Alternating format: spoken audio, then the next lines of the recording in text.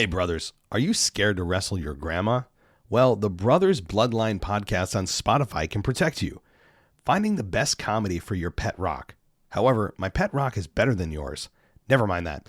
Let's get to the point. This podcast presents things from the co-owner's favorite TV shows to spooky ghost stories. Their Instagram is the same thing, Brothers Bloodline, just like their Discord server. If you ever want an escape from your hectic life or just want to hear them be on the struggle bus, come on down. Bring your wrestling signs with you and get the chance to hit them over the head with the sign. Don't forget your tag team partner to tag in. Whoever finds the podcast first gets the heavyweight championship. Don't forget to share it with your tag team partner. Again, guys, it's called the Brothers Bloodline podcast. You can find it on Spotify or find them anywhere on Instagram as well. It's under the Bloodline podcast. This is WWE superstar Drew McIntyre, and you're listening to the WWE Podcast. The champ is the one that everybody wants, me. Becky Lynch is going to WrestleMania. Claymore! Austin 316 says I just whipped your ass. This is my iron. You're going to acknowledge me. All right, guys, how you doing? It is Thursday, February 15th, 2024. I apologize for this being late. If you can hear my voice, it's not great, I have to say. I lost my voice last night, and I had an ear infection, and just it's been pretty rough. So I'm going to try to push through this the best I can. If my voice annoys you, I apologize. I'm trying the best I can. If I don't talk like this, here's what I'll sound like if I try to talk normal. I'm going to sound like this. Okay, so this pace is the only pace that I can have so that I don't sound awful. Okay, and I know I already do, and I'm probably already annoying some of you, but there's nothing I can do, and I don't want to delay the mailbag, so I just want to get going right away. And let's start with the patrons, as we always do. And this is Sharon. And Sharon says, "Hey, Matt, and to all of you Cody Crybaby fans, go shove a McNugget in your mouth." Okay, well, Sharon, it's funny you bring up the McNuggets because The Rock actually used a similar line back in 2003 when he turned heel. And it was when Austin and himself were about to compete at WrestleMania 17, and it was the Raw before. And you may or may not remember, I mean, obviously it was 20 years ago, but Austin was trying to get into the arena, and he drove his truck in, and it actually ended up being the Hurricane, Gregory Helms, who drove Austin's truck in. And then the police arrested Helms. It was obviously all a ruse to get Austin in the back of the truck to come out and eventually attack The Rock. But The Rock told the police to arrest the Hurricane and called him the Hamburglar, and he should be arrested for sticking chicken McNuggets up his ass. So I don't know if that was on purpose that The Rock did it again, but once again, as a heel, he's referencing chicken McNuggets being stuck up your ass. So I don't know if anyone else has made that connection, but it just so happens that I watched that this morning with The Rock in 2003 turning heel. He had a similar thing to say. I don't know what it is with his fascination of chicken McNuggets, but let's move on. I'm writing to you all after the Rock and Cody scandal, and I have a few things to say. Number one, about the work thing. I got tired of thinking about it, if everything was a work or not. If everything was a work for me, so good for me, I'm so good right now. The conversation about if it's a work pointing me to the audience trying to be against WWE. If they're saying that in order to say it, I got you to do a work on me. Okay, it sounds like you don't care. I'm guessing, Sharon, if it's a work or not. Does it? I mean, if that's what you're talking about, to me, it doesn't matter if it's a work. As far as, did WWE pivot? Did they not? Was this the plan all along? I mean, to me, it's all the same result. It's all the same. We get what the majority of fans wanted. I know, Sharon, you didn't, I didn't, but the fans have spoken, and the majority did want Cody. And whether or not that was the plan all along, I doubt it. But if it was, then more power to them. If it wasn't, we still got the result. All right. Number 2. This was the week that Cody and Roman finally, I can't do the Rock voice, Sharon. I can't do my voice. Okay. So it's funny you're asking me to do the Rock voice. I can't. Okay. So finally Cody became interesting. For 2 years, all those Cody crybabies that said Cody needed to finish the story. Now who cares? I love it now that you're fine. Oh, so you're finding this interesting now. Okay. Well, that's good. Good. Now there's an element beyond just Cody and Daddy, right? By the way, do you think that the Vince McMahon allegations and the CM Punk injury is a work as well? Absolutely not. No. You have a good week, Sharon. No way. There is no way that an organization with a public-facing or a publicly invested company that has millions of shareholders and stockholders, or shareholders and stakeholders, that is trying to push themselves as a PG product, has been fully entrenched in wrestling, that tries to, like any company, stay away from PR nightmares. You think that they would purposefully push Vince McMahon, this Vince McMahon story that he's involved in a sex scandal? That's a nightmare for any company. That's not what you, especially from a guy that created the company. There's no way. There's really no benefit. Somebody needs to tell me what the benefit is of creating that from nothing. As far as the CM Punk injuries at work, no way. No, not a chance. That also is 100% real. They wouldn't have CM Punk off TV the last 3 weeks if this was truly a work. You're losing viewership. There's just no need or reason to pretend this isn't at work. And also, I think it would really undermine anytime WWE tells you somebody's injured, that you'd be like, that's BS, right? There is a line between reality and fantasy that they need to stay within, and this is certainly not one that they've crossed. So, thanks, Sharon. All right, one email down. Let's see how far I can go. Of course, guys, I'm gonna prioritize the patrons, as I always do. And where am I going to go here? Let's talk to... God, I'm hoping these aren't long. Let's talk to Freeman, another patron. He says, "Hi, Matt. With things calming down, I just wanted to get your thoughts on a few things. First, the qualifiers for the Elimination Chamber could have been done better. Every match in both the men's and women's has been guaranteed a candidate versus a lower mid-card that no one believes has a chance. The possible exception being Orton versus Zayn, but let's be honest, there's no way Orton wasn't getting a spot. Do you think they could have booked these matches better? And if so, who would have been a believable contender for the chamber that isn't in it?" So this is kind of, to be honest, the way that qualifying matches have gone for as long as I can remember. You look at this and go, oh, well, there's like a 99% chance this person's going to win. And a lot of times they'll put people in there that aren't in any kind of storyline, a solid storyline, that can take the loss and not be hurt by it. But they'll also put them in there with somebody that they know that can wrestle well to put over the guy that is winning, so it helps them have a better match. And there's just, I don't think there's a way. I wouldn't have done it any differently. I have no issues with the qualifying matches. Now, excuse me, if we're going to get into the nitty gritty, well, then how did these qualifiers come to be in the first place? Like, how did they qualify to be qualifiers? You know what I mean?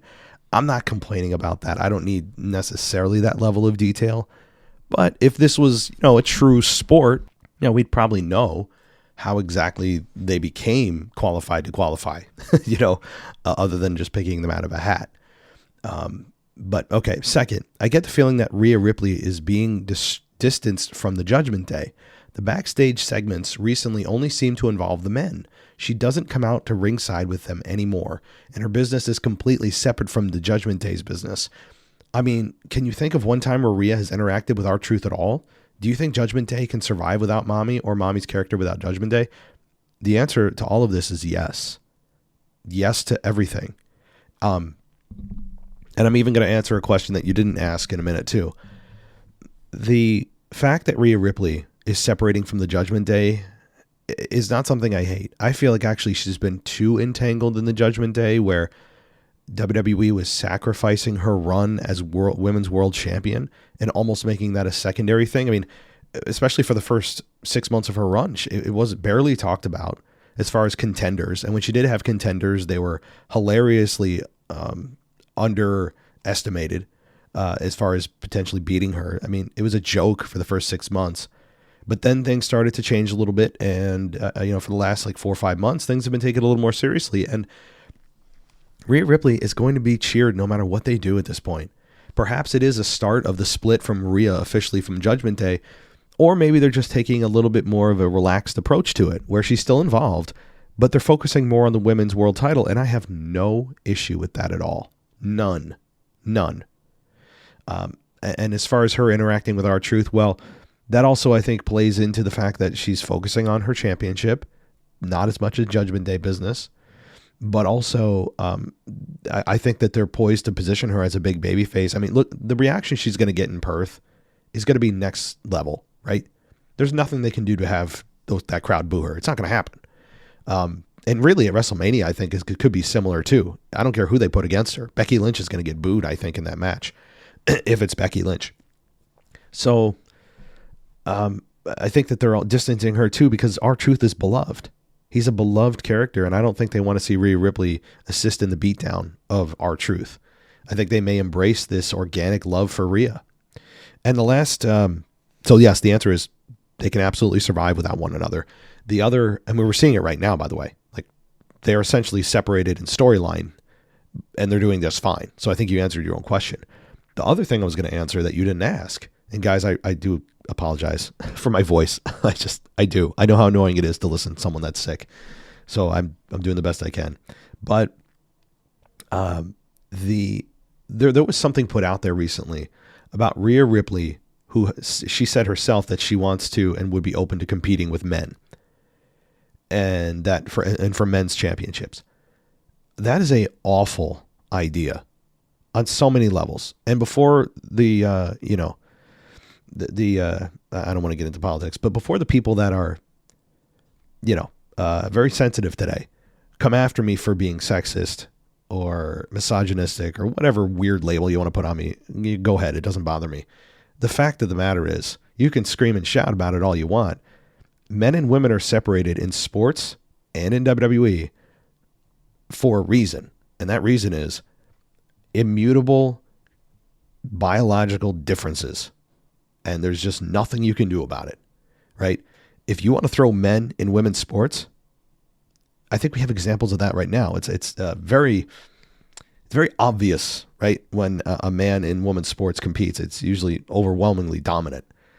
My point about that in WWE is, translating that, you start putting men or women in the men's division and having me believe that Rhea Ripley can beat up like a Kevin Owens, right? Or having Rhea Ripley beat up, Seth Rollins, right? No, I think that would destroy the sport.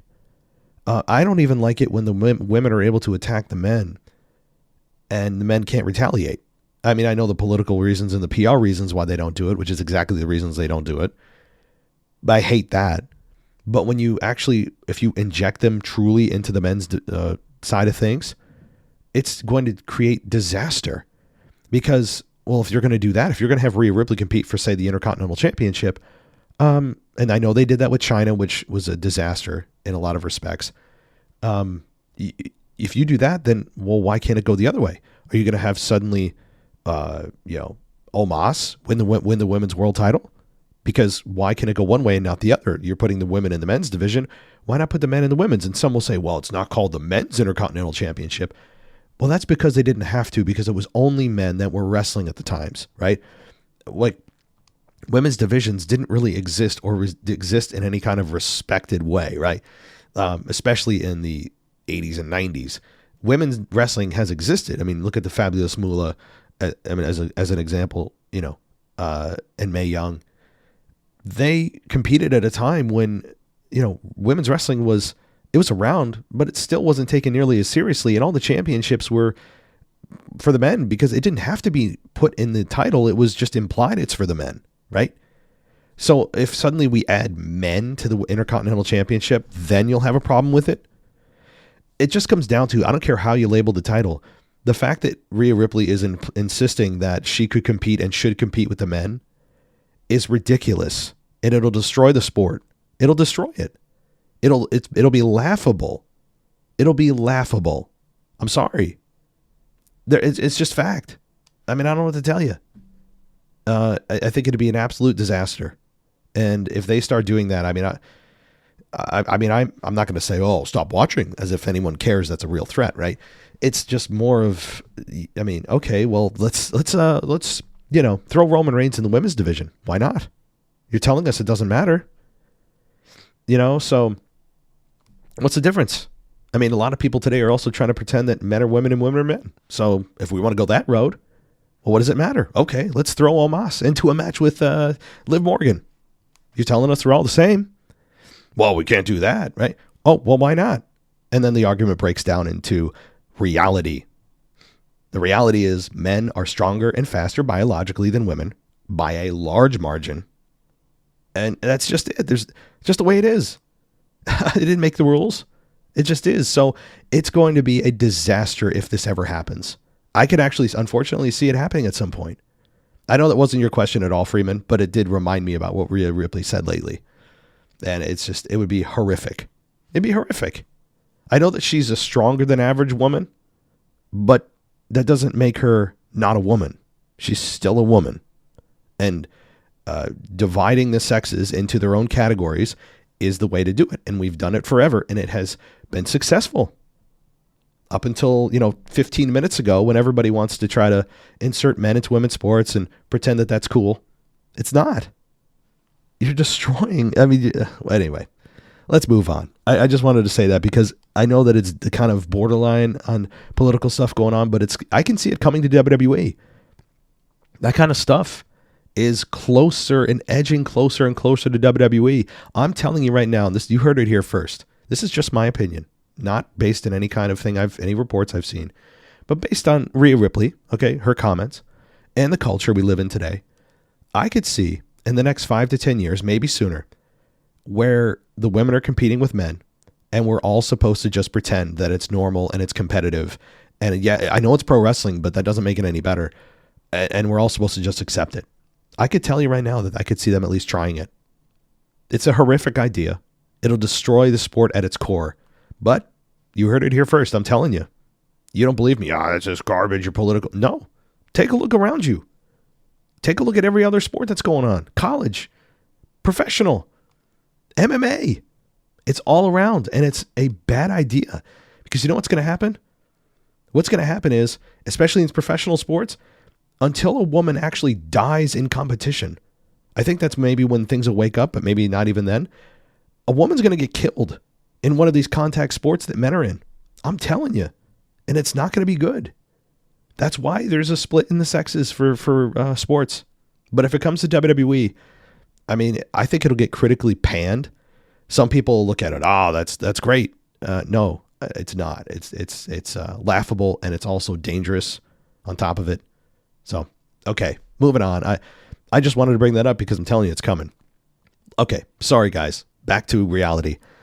Lastly, in an interview with Dwayne Johnson around 2010, he attributed The Rock's success in WWE to fans bringing signs to the shows.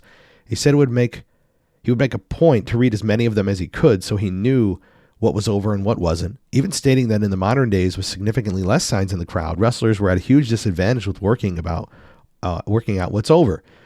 No matter what people think of Dwayne Johnson, he isn't a stupid man and knows his craft. Yeah, absolutely. Continue here. These days, X, Twitter, pretty much fills in this role.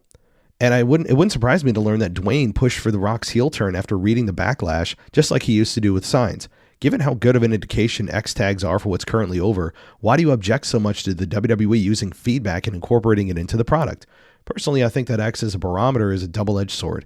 You get good feedback from the community who are telling you how to please the fans, but there is no indication the people you're pleasing even buy or follow the product and aren't even just jumping on the bandwagon to look cool. Well, you kind of answered your own question, Freeman. See, I have no issue. WWE should pay attention to their fans. Absolutely. They tell us that you do, right? They always tell us, we're a focus group. We listen to the fans. I mean, we try to give you what you want, right? And they should. They're an organization that's for profit. You're only going to make money if you give people what they want. It's as elementary as it gets. My concern, though, is that if you're only using social media, you meaning WWE, if they're only using social media as their guiding light onto what they should do, that's a bad decision strategically, because that's only one factor. I mean, you have to listen to the live crowd, which is also what I said when this whole Rock thing happened, the We Want Cody movement happened, that if it translates into in-person, then I think it becomes real. And it's not just this social contagion that people want to jump on. And like you said, maybe it's people who don't even care about the product that just want to be part of something. I think that's some of it. But yeah, and also I think longevity. Sometimes things come and go. Trends can come and go in a day. It's the sustainability of a movement. And that's also what's key. And I think I don't disagree with what WWE has done, by the way. I was just concerned that since this is one of, not the only, I know the women had a help with the Give Divas a Chance movement, and Daniel Bryan, I think, was helped by social media as well. And social media continues to grow in its influence. But my concern is, since this is one of the most recent and strongest reactions on social media to a WWE creative move, that they are just going to decide without any other factors of, oh, well, the fans are angry and they're angry for 2 days. Okay, 2 days is the cutoff. I guess we'll change everything.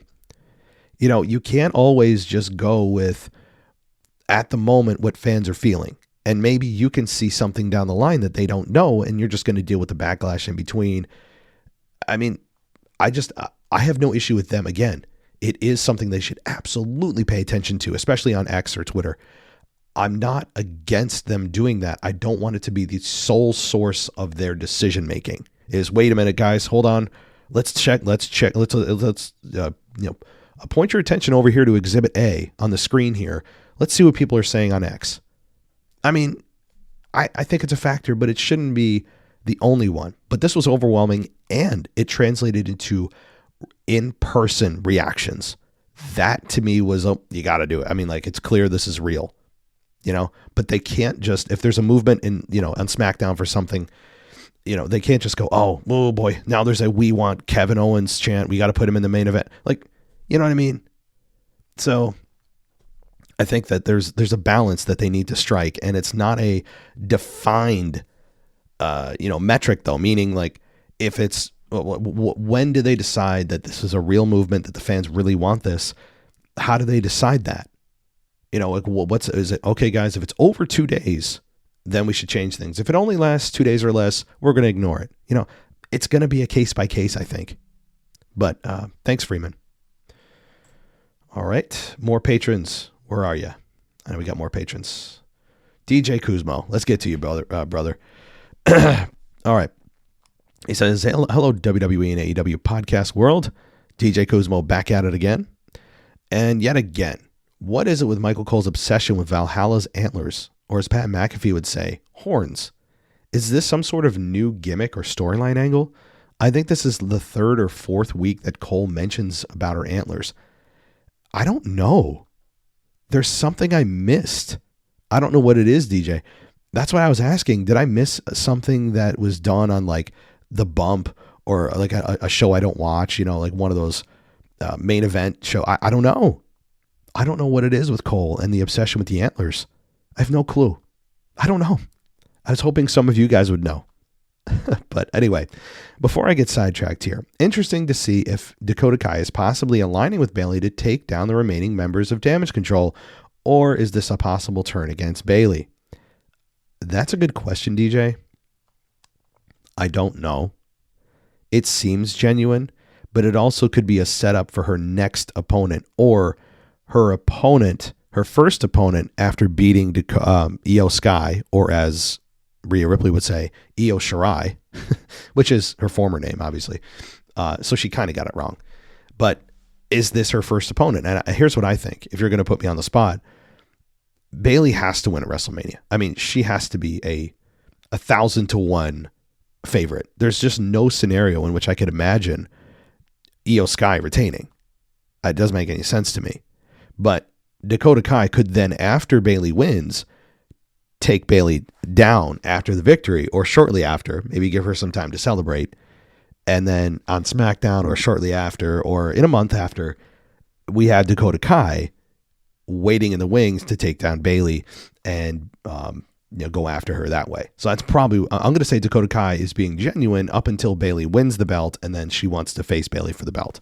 I think that's probably what it is, to get her another opponent. Lastly, it seems, not to get ahead of myself, but it seems like the seeds are being planted for a Survivor Series War Games of Cody's Avengers versus the Bloodline. We saw Seth mentioning about possibly teaming up with Cody to take down the Bloodline. There's an old saying that goes, the enemy of my enemy is my friend. Also, Sami Zayn could possibly join in along with main event Jey Uso and Randy Orton. Then on the Bloodline side is pretty much Rock, Roman, Jimmy, and Solo, and possibly another debuting cousin in Jacob Fatu, who is currently a free agent. Anyway, I'll stop there. We got Elimination Chamber next week and WrestleMania 40 in April to worry about. DJ Kuzmo signing off. Thanks, DJ. I mean, I don't know how to respond to this because this is, 9 months away? I don't even know. WWE probably hasn't even thought about this. They have so much on their plate with the Elimination Chamber and WrestleMania. They probably don't even look past Mania 40. Not a chance. I mean, as far as something like this goes, there's probably nobody sitting in the production meeting going, hey guys, no, stop, shh, quiet. I don't want to hear anything else about Elimination Chamber or WrestleMania 40. Put that to the side. I want to know about what you think about Survivor Series War Games in November. There's just no chance. If they're really booking out that far, I would give them all the props in the world. I mean, as far as being able to see out that far, but I have very much doubt that with everything else going on, there's, to me, no chance. But I like, if we were closer to a Survivor Series, if this was like August even, I would say, all right, that's very likely. But we're so far out. Thanks, DJ. Hey, brothers, are you scared to wrestle your grandma? Well, the Brothers Bloodline podcast on Spotify can protect you. Finding the best comedy for your pet rock. However, my pet rock is better than yours. Never mind that. Let's get to the point. This podcast presents things from the co-owner's favorite TV shows to spooky ghost stories. Their Instagram is the same thing, Brothers Bloodline, just like their Discord server. If you ever want an escape from your hectic life or just want to hear them be on the struggle bus, come on down. Bring your wrestling signs with you and get the chance to hit them over the head with the sign. Don't forget your tag team partner to tag in. Whoever finds the podcast first gets the heavyweight championship. Don't forget to share it with your tag team partner. Again, guys, it's called the Brothers Bloodline Podcast. You can find it on Spotify or find them anywhere on Instagram as well. It's under the Bloodline Podcast. Okay, more patrons. Where are we at here? Let's go to Darren, another patron. He says, hey, WWE Podcast family, I saw the most ridiculous social media post ever, and I thought I'd have to share and have a good laugh. It said, quote, when Cody finishes the story, he deserves to be in this conversation. And it had pictures of Stone Cold, The Rock, Hogan, and John Cena. Now, I want Roman to drop the belt as much as anyone, and I do think Cody should be the one to beat him, but a small part of me wants to see what the internet will do if Cody loses 2 years in a row. Does that make me a bad person? Darren. No, Darren, that makes you a good person. In fact, you're doing the Lord's work right now by putting into the Cody fans' minds that while they all think, even double probably the confidence of last year, that Cody is guaranteed to win because there's just no way they can do it twice. But what if they do, right? What if they do? And I am more curious. Here's the thing. I'm with you. Even if you're not a Cody fan, you want Roman to drop the belt. You will sacrifice anything and anyone to get Roman to drop the belt. And I'm on board for that. As much as I hate the Cody character, I don't care. He is the right person to beat Roman. I agree with that. But I am also very curious as to, since we're so confident, what if they don't? What if they do the swerve again and he loses again? What do they do? Now, I still don't think that'll happen just for the sake of them doing it again to see what the fans will do. But part of me almost would want to see what fans would do over Roman losing the belt. You know what I mean? I'm almost more curious to see that outcome than to see Roman drop his belt. Almost. But as far as the Cody Rhodes being on the same level as Stone Cold, The Rock, Hogan, and Cena, I mean, when it comes to title victories, obviously not. When it comes to being one of the faces of the company, he is one of those right now, so you can match up those attributes with those men. When it comes to reactions from the fans and level of sustained support, he is on par. I mean, the fans have been unwavering since he came to WrestleMania 38 and faced Seth Rollins. Unwavering. So there is a grain of truth to that. But when you look at the overall package, when you look at beyond just like individual things, if you just take a step back at a macro view, it's a laughable statement because Cody hasn't done nearly as much or had as much of an impact as those four men. It's not even close. I understand though, again, in the moment, because Cody's the guy right now, especially the Cody fans would say, no, he's on par. How exactly? You know what I mean? The contributions of Austin, Rock, Hogan, and Cena are decades long with multiple title victories, changing the culture. I mean, Stone Cold Steve Austin made his on-camera performances translated into real life things people would do. I mean, drink beer, flipping the bird, stunning each other. I mean, I did it as a high school kid. It was part of the culture. Doing DX chops was part of the culture. The Rock and The Rock's eyebrow and all these things, that brought into mainstream culture. Who is imitating Cody Rhodes right now? I mean, who are the people who are walking around in suits, maybe bringing in their dog to work, getting their teeth whitened and bleaching their hair like Cody Rhodes? It's not happening, right? Because we're not stuck in 2001 with Justin Timberlake of NSYNC. I mean, you know what I mean? So, I mean, that's not the only factor, but it's one of the things that Cody doesn't have compared to these men. You know, the things that those four men did actually made it into mainstream culture, where even the people that weren't wrestling fans knew who he was, or any of these men are. Whereas even like somebody who's not a wrestling fan probably still hasn't heard of Cody Rhodes. He's not a household name yet. You know, that real person's really made it when even the people that hate wrestling or don't know anything about the product at all still know who that person is. And Cody Rhodes isn't there yet. And no one's imitating Cody Rhodes. Alrighty, let's continue. And let's get to Anthony. I know, guys, don't worry. I see all the other patrons. We'll get there.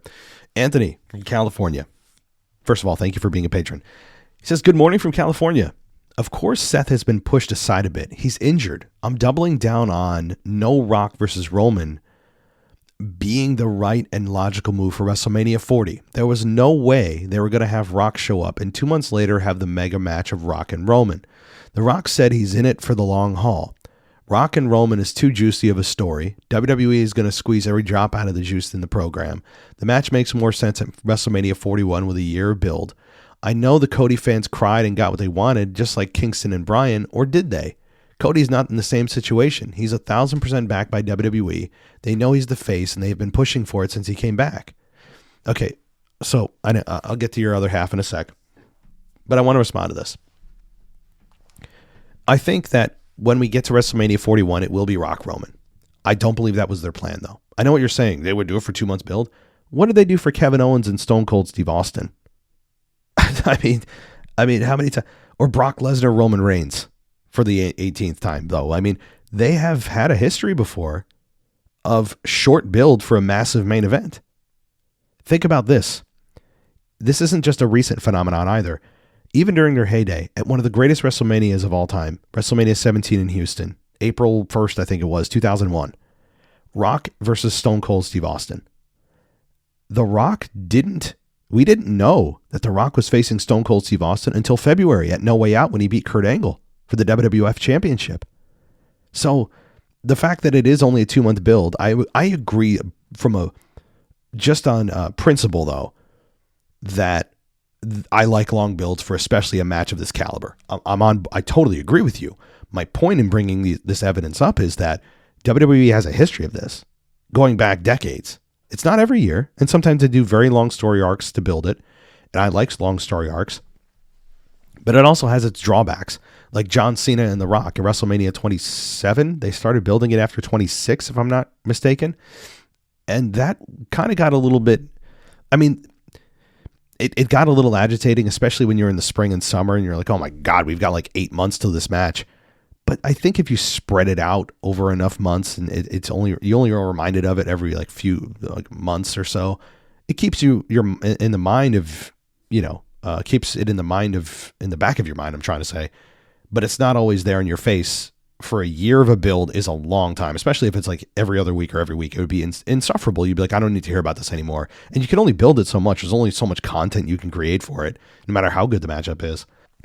So, I mean, it can be done, but I mean, also, if you build it that long, you're risking those men not being available due to injury, right? Or The Rock has some venture. Maybe he wants to get into politics.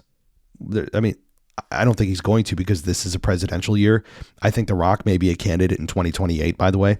I think The Rock is probably going to be a Democratic candidate in 2028 for the presidential election. That's my guess right now, if you're asking. But, I mean, he could do something else. Again, injury, something unforeseen, another movie schedule glitch for the 18th time. There's a lot of factors, a lot of things that can happen over a 12 or 14 month time period that would negate the match happening. So there's inherent risk with doing a long build. So that's why I don't think they meant to do it, but now they have that luxury if they're building to 41, and I do believe they are now. They have the benefits of it. You're right. They have a time to properly build. This also means, by the way, the Bloodline's not going to turn babyface until maybe after WrestleMania 41. So that's a bit disappointing if you're looking for a babyface turn from Roman and the Bloodline. It's not going to happen until after the Rock match. So, yeah, there is some drawbacks, but again, now you have time to think about everything properly. The title will be out of the picture. No title on the line. Let's all pray for that, which was the biggest factor in the fans turning on The Rock. So, you have time, and you have more. There's no excuse to not do this properly now. None. And to have The Rock fully supported by the fans. You can get the fans back. It's not hard. So, okay. Where are we going? Oh, the fans had to fight and make it happen, or fight and make momentum, real homegrown momentum for Bryan, Kingston, and Knight. Brilliant move to put Cody over even more by making it appear that The Rock was going to take his spot. Triple H and creative are operating at a level that we can't even comprehend. He is playing 3D chess while everyone's playing chutes and ladders. Take the emotion out of it, and it's absolutely the logical move. Fantasy booking for 40. Cody and Roman throw down Jimmy. Tries to interfere.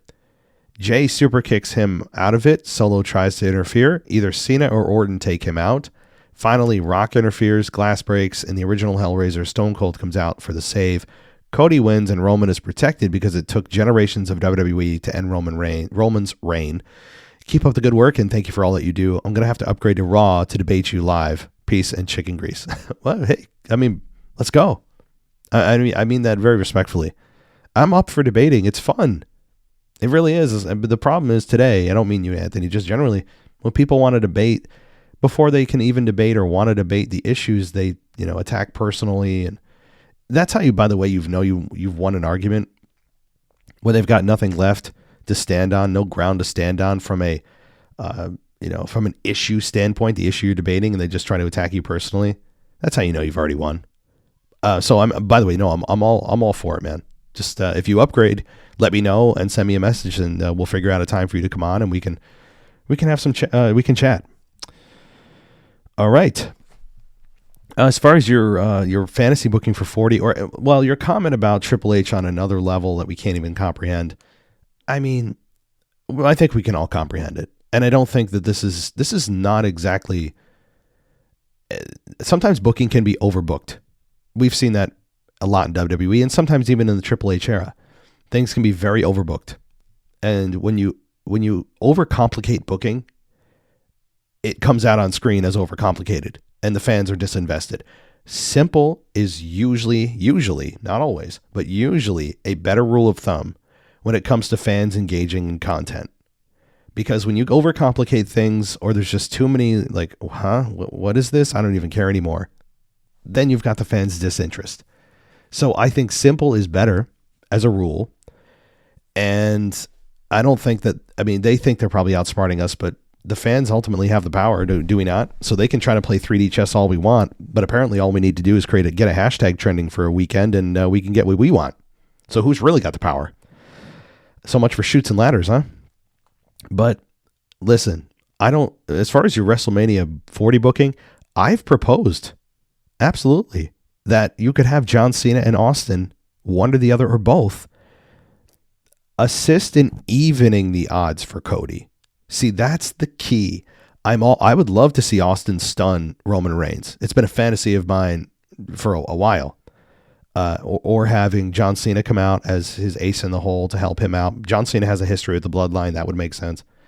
But I think what would taint the victory for Cody is if it's a overcompensation where everyone gangs up on Roman and then Cody wins because he's gotten hit with like 4 finishers, right? Then no, I think that's a bad idea for the Cody run. You want this victory to be clean. You want it to be even.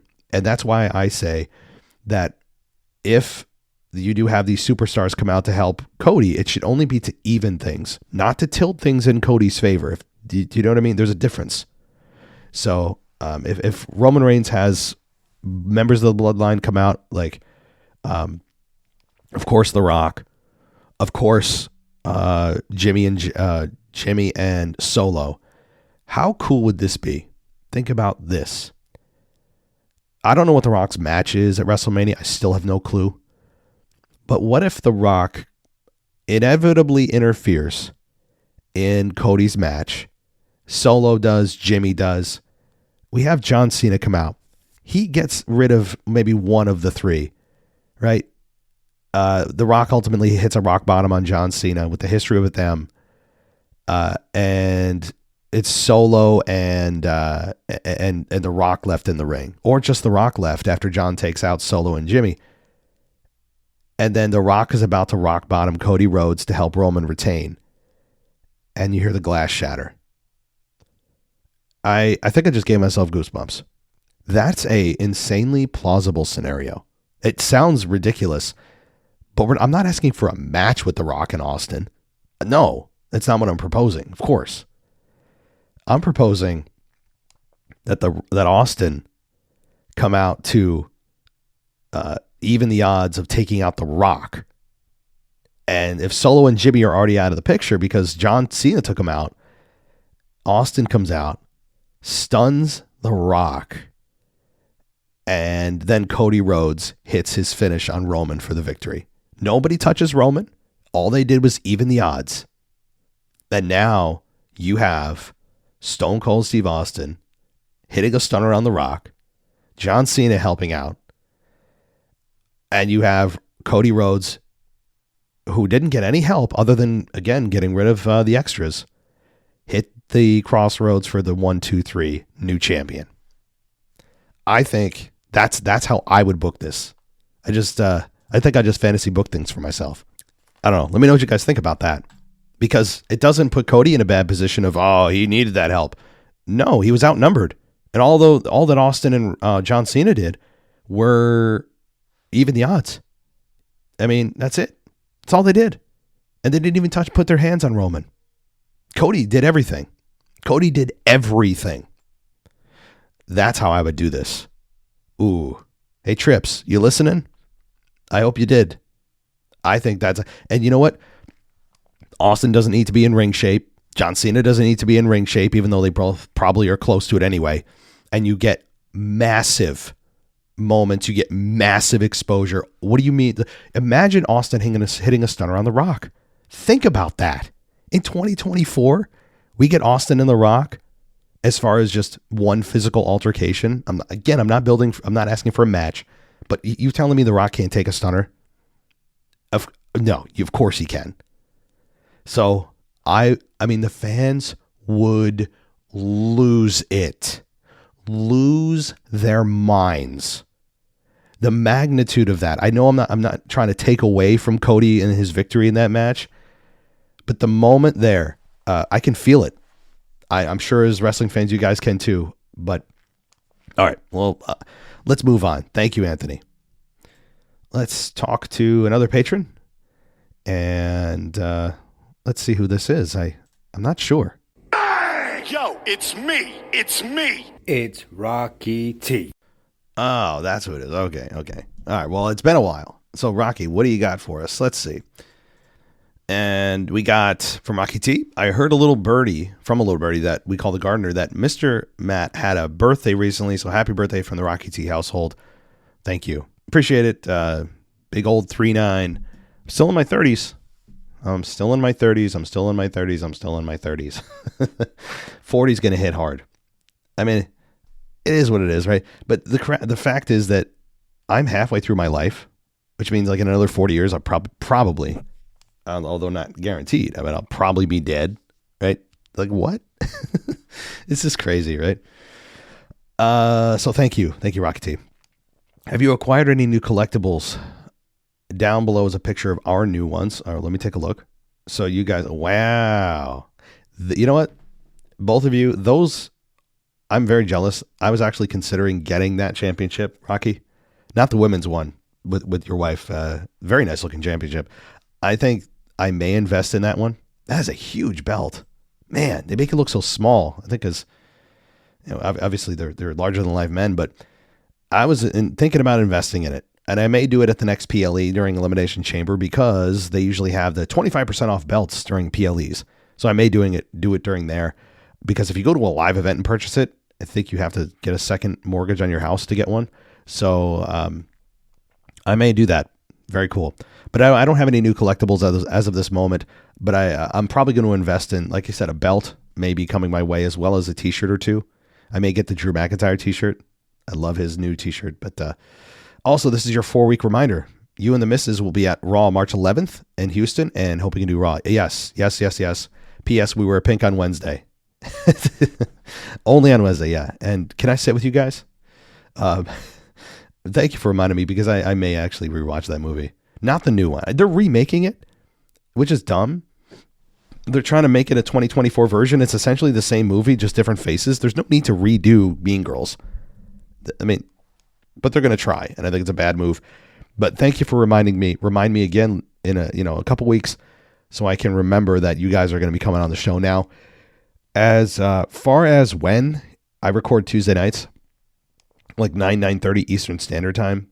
So just keep that in mind. So hopefully that works for you guys. Looking forward to it. Okay. Thank you so much, Rocky T. Let's go to our next patron. Wait a minute. I know some of you sent me messages on Patreon, so that's what I'm trying to get to. Those were the emails from patrons, but on the actual Patreon website, which, by the way, you guys, you can go and join and get yourself prioritized on the show. We have a message from Alex, the French guy. And he says, I can't wait for your After Dark show on Why Are We Here? I really enjoyed your After Dark show, Why Time Doesn't Exist for You. On this topic, I enjoy the myth of Sisyphus. It's also an essay by a French philosopher named Albert Camus. God. I think I just botched 3 words. I'm going to say 3 total in that sentence. In ancient Greek myths, Sisyphus was doomed by Zeus. I can say Zeus. His punishment was to push a rock to the top of the hill only to let it roll to the bottom. He would have to do it for eternity. It's in short, an absurd task. However, we should picture Sisyphus happy. Even if his life was absurd, it was even with a meaningless task. In other words, there is no greater meaning in life but what we give it. Bye, guys. Okay, well, that's deeper than my mind can go right now. But as far as doing another After Dark show, yeah, I mean, we have Anthony do it. I know Michael Gross and Maverick filled in last week, but absolutely. I mean, I don't mind doing another After Dark when my voice returns and doing something non-wrestling related. I know I've had several people say, I love wrestling, but I'd love to hear, this topic or that topic. Absolutely. I mean, guys, why don't you send in for patrons? Send in because it's only exclusive to patrons who are NXT Plus and higher. you guys send him the topics that you want me to talk about that are non-wrestling, and I will talk about them for 20, 30 minutes, and that show will be only available to you guys. I think that'd be a fun topic. It can be anything. It's adult only, so meaning there's cussing, it could be a little bit raunchy or whatever. I have no problem with that. Good stuff, Alex. All right, let's talk to Shahar. Well, I haven't talked to you in a while. Yeah, you say, so long time no speak. I actually wanted to send an email last week about the whole Cody mega mess. But since I didn't have anything new or informative to say, besides I hope I get to see Cody defeat Roman at 40, I passed. Luckily, it all worked out for the best. I'm a proud Cody crybaby. Sharon also called me that. We're friends now. Very cool. You guys are... So, I mean, if you're a proud Cody crybaby, that's cool. No, I mean, and you and Sharon are friends. So Sharon is making friends with Cody crybabies, huh? All right. What I really want to talk about is the next best thing for me in WWE, my girl Becky. As a devout listener of the show for the last 2 months or so, I've been hearing you and Anthony talking trash about Becky constantly. The things you say I can't argue with about because it's a personal opinion, like Becky's character, her voice, her lips, but I can argue with the actual facts, or at least what I see as facts. I don't know why you think that Becky is going to get booed at WrestleMania. Every time her music entrance hits, the crowd is on her feet or cheering for her. There's always signs for Becky when she enters the ring. The crowds are chanting Becky, Becky. And I don't know if you noticed in the WrestleMania 40 kickoff, the crowd actually sang along her entrance when the music stopped. I agree the crowd also loves Rhea, but not more than Becky. And I'm sure as hell Becky isn't going to get booed. Worst case scenario, Becky will get the same pop as Rhea. I know I'm leaving my throat in Lincoln Field for Becky, Lincoln Financial Field for Becky. Until next time, my friend. Yeah, I had a feeling, that I know you're a massive Becky supporter, and we've only been being critical or trashing her when it comes to just things that are, annoying, right? Like as far as we think they are with her voice, her promos, they've been arguably, this is what we're doing now, annoying. But we have been very complimentary to her legacy and what she has meant to the women's division. That hasn't changed. She is one of the trailblazers of the women's evolution. She's the first woman to main event WrestleMania and win the WrestleMania main event. Her heel turn that turned into the biggest babyface turn in SummerSlam a number of years ago was a huge moment, and she became the face of the company for a long time. None of that is disputed by us. It's just lately she's been kind of boring. I mean, really, over the summer, especially when she went to NXT and she played around and had some fun with the NXT women. And that's all fun and well, but she was boring throughout the Trish Stratus program that lasted, I think, 14 or 18 months, But here's the thing. So far, the fans haven't really booed her, but here's what I can see it coming. The fans haven't yet had to decide who they're going to side with yet. Meaning, Rhea and Becky haven't had a match yet. Rhea continues to gain support. Becky Lynch is remaining, I think, flat. I don't think she's descending. I don't think she's going up. I think she's just kind of staying the same. And given that she's the same old, I think that the fans, as the support for Rhea goes up every week, and it does continue to go up, and the cheers continue to get louder for Rhea every week, that when it comes to WrestleMania, which is where fans are very vocal, obviously, but are also usually the more passionate fans, the more quote-unquote hardcore fans, that you're going to have those fans side with Rhea Ripley. I don't think it's going to be a Triple H John Cena dynamic where Triple H was trying to be the heel going into the match and at WrestleMania, was it WrestleMania 22 or something? Over a decade, 15 years ago, whatever it was. And they booed John Cena out of the building and Triple H got supported. I don't think it's going to be that dramatic. But when the fans are forced to choose, which they haven't had to do yet with these two, they had a face-off at the press conference. They haven't yet gone face-to-face in a match with high stakes on the line. And when they do, I think Rhea Ripley is going to get more support than Becky Lynch. I don't think Becky's going to get booed out of the building, but you're going to hear some boos. And I don't think it's going to be a very friendly crowd towards Becky. Again, it's not going to be 100% for Rhea and 0 for Becky. I think it's going to be more of a 60-40 deal with most of the support going for Rhea Ripley, because that's how WrestleMania crowds are, and especially the Monday Night Raw after. Mommy's on fire. She's a more interesting character than Becky Lynch is. And I don't think fans want to see her drop the belt yet. And we've already seen, I know it's been 2 years, but we've already seen what it looks like with the Becky Lynch run. Her character has not evolved. I don't want to hear that her outfits change. That's all superficial stuff.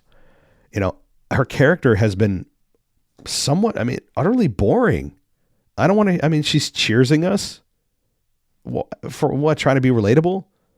I don't know. I just find her character boring right now. I've said for a long time, her character just needs a shot of something. Maybe it is a heel turn, but if you're going to keep her babyface, she needs to change something, and not just her outfits.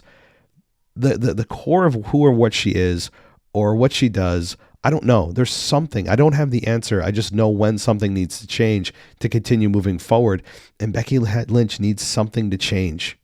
She's not in danger. I'm just saying, if you're trying to get her to be what she was, something needs to change. But when it comes to WrestleMania, I stand by my decision. I stand by my convictions that I think the majority of support is going to go to Rhea Ripley. I don't have any doubt about that. I can feel it coming. Becky Lynch will hear some boos, or at least a muted response, especially when they start going toe-to-toe, especially when they start trading blows. It's going to be boo, yeah, one of those. And I think when Rhea Ripley retains, I hope she does, because I think Rhea Ripley has more story to tell than Becky does. The fans are going to support, Rhea. You even admit it yourself. So, all right, well, Shahar, this is why it's fun. We disagree. That makes it fun. Okay, and we'll ultimately see who's right. And if I'm wrong, then you won't hear from me for a while. So that way I'll hope you won't call me out on it. All right, let's continue and get to another message from, where are we? Badfish. And he says, hey, Matt, was just listening to your weekend review, and all the WrestleMania talk has me thinking. There is a way to have Rock in the match. Let's say the build to WrestleMania sees the Bloodline, including The Rock, against Cody as expected. They then go to the Mike Tyson WrestleMania 14 approach and have The Rock as the referee. The twist is, the last couple shows before the match, the Bloodline continuously beat down Cody, and The Rock seems not like the way they are been handling their business. Now, at WrestleMania, Solo and Jimmy interfere during the match, and Roman gets the final pin. The Rock dramatically counts to 2 and then stops, looks Roman in the face and says, he was right, our ancestors would not be proud of this. You have to win this clean. The match continues, Cody wins. What do you think? Well, I don't think The Rock's going to be a special referee. How does Cody allow that to happen? With all this quote-unquote political power he has in storylines, how does he allow The Rock to be the special referee? And also, as I've said, I think for Cody's own sake and his character's sake, when he wins, and I think it is a win, he wins at WrestleMania 40, you can't have him win in a honky, weird way. Meaning you can't have any hokey pokey with outside interference that directly affects The Rock, or rather Roman Reigns losing. I know I proposed John Cena and Austin coming in to help, but I was very clear on making it that they're only attacking the Jimmys and the Rocks and the Solos of the world, not Roman Reigns himself. All they're doing is evening the odds and clearing things out to make things even. But with The Rock there, if he's the referee, he's in there the whole match. And I don't think The Rock wants to be a special referee. I don't think you want the attention on the referee. You want it on The Rock and Roman, which is what it's been built to. So I don't think this happens, because this to me seems like it's the focus off of Cody, which it shouldn't be. And then it's all about, is The Rock going to be partial? Is he not? How does Cody even let this happen? It would be too much of a distraction in the match. Whereas what I propose is just a minute or two of the match that allows Cody to even the odds and hit his finish for the victory. Okay, let's continue. A couple more and then we'll call it a day. I know we didn't even get to voicemails. That's, again, the volume of this show has gone up so much. I can't shove everything in an hour here. So we'll have to finish this up at another time, especially my voice is starting to really go. Okay, a couple more. And this is from Fossey, and a patron. He says, "Hi, Matt. Love the shows, but a couple of queries. I don't think overall you are too negative, but sometimes a bit repetitive or picky with criticisms.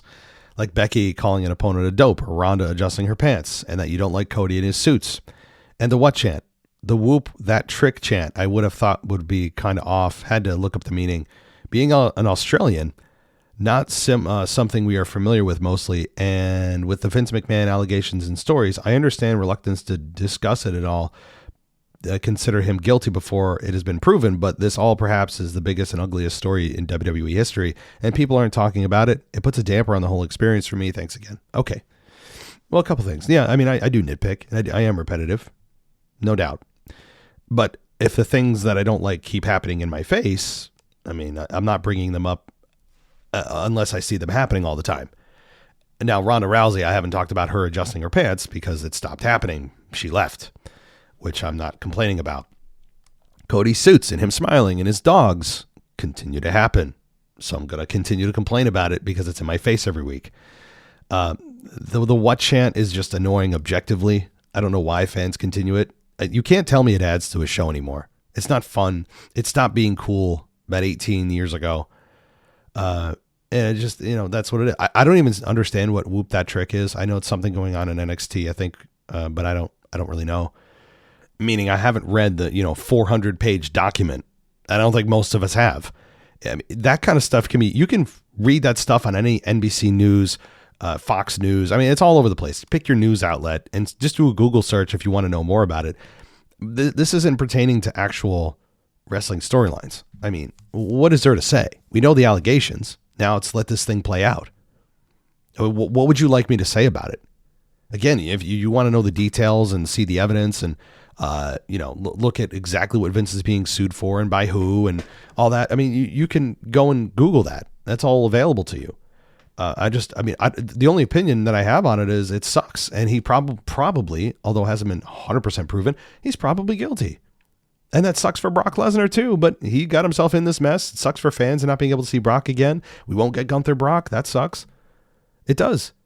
But I mean, I don't know what you want me to comment on about it. The only opinion I have about it again is it sucks. And if Vince is found guilty, then obviously he deserves to be in jail or sued into oblivion. Yes. I mean, it's awful. There's not much more I can say beyond that. I mean, unless you want to get into the litigation and the legalese of things and discuss the case piece by piece. I mean, that's not what I'm going to do here. It's just not my thing. All right. Let's see. James B says, "Do you think Seth Rollins could lose the title to MJF or Jon Moxley?" No, because I don't think either one are coming to WWE right now. It seems like MJF has kind of quietly re-signed. We'll get confirmation probably in the next few weeks or months. And Jon Moxley does not have any interest, from what I understand, of coming back to WWE. So the answer to that is no, but boy, do I want MJF in WWE. It'd be so much fun. Okay. Let's get to, this is the final patron of, I think, my email, but we'll see. But this is the final email, guys, and then we'll do another part of this. This is from NXT Plus patron, Kaiser. And Kaiser says, "Hey, Matt, hope all is well with you and everyone else. I've been listening now on the podcast since WrestleMania 38, and I love your show." Well, thank you. I just joined the NXT Plus Patreon, and I'm so excited for the extras that will give me. I'm glad you are excited, and we're going to try to keep pumping out those the After Dark shows, and maybe even non-wrestling topics. Again, guys, if you're a patron or you're not a patron but would love to be one, and you're thinking, hey, that'd be cool to hear about this topic or that topic, and it's not wrestling related, shoot. I mean, there is no limit on what I will talk about. And if it's a little bit adult, that's the only non-PG show that we produce, and it's only for patrons that are on the NXT Plus and above. Okay, let's go. All right. So a little background on me. I'm 27 from London. I've been a fan since around 2005. And I'm watching with all my family. And now I have managed to get my lovely girlfriend, Tanny, invested into the show. I took her to SmackDown here in London last year, and she went from calling Roman Reigns the big hairy guy to now acknowledging the tribal chief and constantly sending me wrestling memes on Instagram, which has been fun to share my passion with her. My child faves were Jeff Hardy, Batista, and Rey Mysterio, and I'm hoping Batista gets inducted into the Hall of Fame this year. That's awesome that you get to share that passion with your girlfriend. That's a rare trait, my friend. She sounds like a keeper. Okay, let me just say that. I've kept up with the product ever since and have been to WrestleMania 24 and 30. Oh, man, you were there for the Undertaker streak ending, huh? Ooh. And I'm very excited to be going to WrestleMania 40 this year with my mom, which will be our third WrestleMania together. Hopefully you decide to go so we could meet. I have really, really considered it. I know so many people now that are listeners that are going to the show. It is something I'm considering. It's just a matter of time and money, right? Like all of us, time and money. Time from work, time away from the family. Obviously, tickets are not cheap. Hotel, flight, ancillary expenses like food and just random things that happen. All these things. And it's a lot to consider. Even though for me, up in Albany, New York, it's not that far of a flight. I mean, my God, it would take me probably like an hour or 45 minutes to fly there. So it's super quick, but it's time and money, again. So take time off work and that kind of thing, but it'd be a blast. So it's not completely off the table, but it's not looking good. But absolutely, if I go, I would love to meet everyone. I would. It'd be a blast because obviously, seeing people face to face is much different than just talking into my microphone in my office. All right. Anyway, I don't want to send too long of an email. I just wanted to ask your opinion on a couple things. I heard your weekly review talking about the unlikeliness of The Rock versus Triple H happening due to his heart issue, but I read somewhere online a suggestion that Triple H could unveil Randy Orton as an opponent for Triple H. Do you think there's a possibility, and how do you think that would go down? If Triple H is going to face anyone, it'd be The Rock. We've already seen Randy Orton and Triple H. In fact, we've seen it at WrestleMania. In fact, I believe that was one of Triple H's last matches. We don't need to see it again. And I know there's history there with Orton and Triple H, but if Triple H is able to at all somehow with some miracle get into the ring, it's against The Rock. I can assure you of that. Now, also, do you think Chad Gable's IC title experiment has come to an end, or do you think there will be a second win for him somewhere down the line? Thanks for the response. Also, is there a way to send in directly to the mailbag through Patreon? I couldn't see where to go. I just emailed directly. So, well, thank you for listening, Kaiser. There is a way in Patreon directly. For me, there's something called a community tab. And in the community tab, there's something called direct messages. Now, as a patron, I don't know if that's how it looks for you, but as a creator, that's how it looks for me. So in the community tab and then in direct messages is where I see all the patrons' messages. So I hope that helps. But let's get to the answer here, or your the response to your inquiry as far as Chad Gable. I don't think the experiment has come to an end, but I don't know if that's their end game. Chad Gable nearly won it, and they almost went for a four-peat, or not a three-peat, but I guess I call it a four-peat. They almost went with number 4 with Gable, and then that stopped suddenly. As far as a match with Gunther, I have no problem with it. Chad Gable is one of the best in-ring wrestlers that WWE has, and I'm not saying that as like hyperbole or trying to be overdramatic. Take a look at his matches, for God's sakes. You talk about a pure wrestler, that guy's it, and he's got an actual persona to match, so he could absolutely win. I have no issue with Chad Gable winning. Do I think they're going to go with that? No, they're probably going to go with someone more flashy and a little bit more star power like a Jey Uso. And I also have no problem with that either. And I hope that they don't go with Jimmy, by the way, Jimmy versus Jey at WrestleMania over Jey winning the Intercontinental Championship. If that's the two choices, I take Jey winning the Intercontinental Championship every time. I'm one of the few people that has no interest in Jimmy versus Jey. None. Zero. But that's what I think. Thank you so much, Kaiser. And I'll let everyone know if I decide to go to Mania. Again, it's as close for me as WrestleMania has been in a long time. I know they went to MetLife. That was pretty close too. But yeah, you guys are tempting me. You guys are certainly tempting me. All right. So I'm going to pause there. I have, my voice is on the verge of just completely being useless. So I know I've got more emails. I can make a whole nother show out of these emails and voicemails. So I'm going to stop there. And we will do part 2 at some other time, maybe on Sunday or maybe Friday or Saturday. I don't know. It depends on how I feel. But thank you so much, everybody, for joining me. I appreciate all the emails. Really is much appreciated. If you want to join us on Patreon and get your email read up front like you heard today, patreon.com/WWE podcast is the way to go. And you can get yourself ad-free everything as well as priority support or priority placement, I should say, not support. This isn't a customer service rep, but you can get priority placement on the show as a patron and everything ad-free. All right, let's pause there. Thank you, everybody, for listening. I'll talk to you guys on, what is it? Today's Wednesday? No, Thursday. I'll talk to you guys sometime before Sunday, I think. Take care. Hey, brothers, are you scared to wrestle your grandma? Well, the Brothers Bloodline podcast on Spotify can protect you. Finding the best comedy for your pet rock. However, my pet rock is better than yours. Never mind that.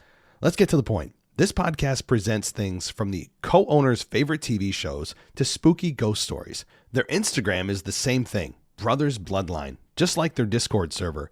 If you ever want an escape from your hectic life or just want to hear them be on the struggle bus, come on down. Bring your wrestling signs with you and get the chance to hit them over the head with the sign. Don't forget your tag team partner to tag in. Whoever finds the podcast first gets the heavyweight championship. Don't forget to share it with your tag team partner. Again, guys, it's called the Brothers Bloodline podcast. You can find it on Spotify or find them anywhere on Instagram as well. It's under the Bloodline podcast. Thanks for listening to the WWE podcast. Don't forget to subscribe on your favorite podcast app so you don't miss a show, or head to WWEpodcast.com. And for all of these shows ad-free, head over to patreon.com/WWE podcast. Until then, we'll see you next time.